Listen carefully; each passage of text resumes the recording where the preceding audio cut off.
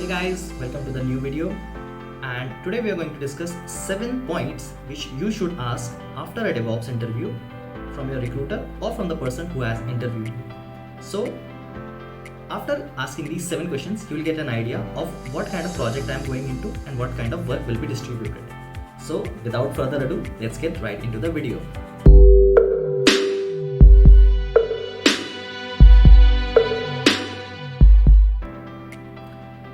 So welcome back guys. So first question should be, what is the day-to-day project activities? So that means that people should break down like what are the activities that you are going to do as a DevOps in their company. For example, you have to do support kind of work, or you have to write some code, or you have to write some automation script. That would be your initial idea on taking on the project, because you are going to a new company and you will be taking a new project. So that will give you a fair idea on how to go about on the project. The second question would be your something like you can ask, is there any automation work in the project or is just a maintenance project?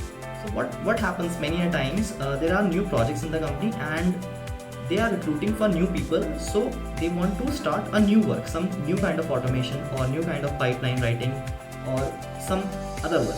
But in a few companies, what happens is there's already a project present, and then all they want to do is the maintenance part. So make sure you ask this question.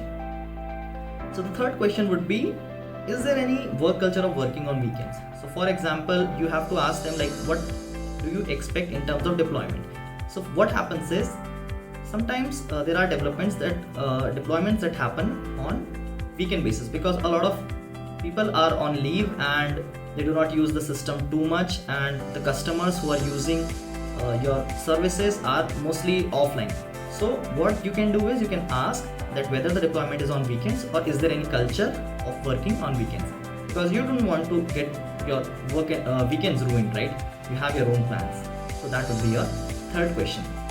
Your fourth question could be, what is the future roadmap of this project? For example, there are few projects what happens in which are subjected to end within 6 months and within like 8 months, and what after that? So you have to ask them that this project is going to be a long-term project or a very short-term project, and that way you can gauge that what my future will be in this company, in this organization or in this project, and what are the skill sets that I'm going to learn. So that would be your other question. Now the fifth question is there any on-call support or night shift involved in this project?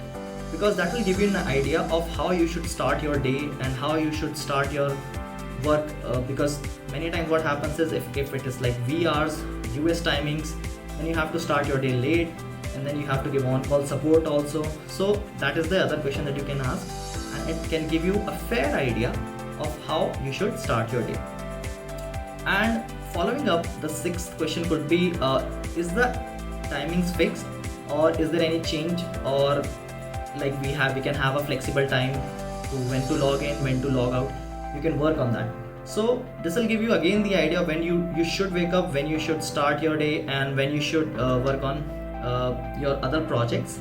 So that will other projects, by the projects I mean like you might be doing something on your own, you might be doing some kind of POC, you might be, you want to hit the gym, you want to play guitar, anything. So you have to distribute the time that way.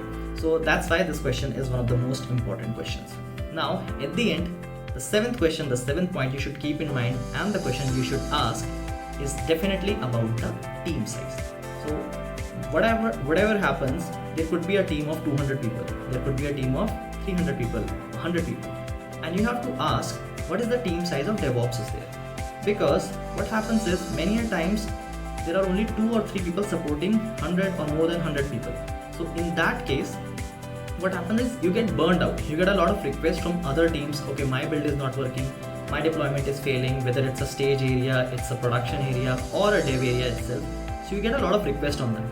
So you have to decide whether you have to ask this question, whether I'm going to get burned out in this, and you have to decide that is it okay to join this team, or is there any chance of improving this team in terms of team size and stuff. So I hope you have all got the idea of all those 7 points which you should ask after the interview, after the DevOps interview. I'm going to list all of these questions down so you can note and make your own answers, or you can have your own expectations on these kind of answers, and that will give you a fair idea on how your future will be in the organization that you're about to join. So thanks guys. If there is any other question that comes to your mind, please feel free to comment and we'll address that issue or address that question.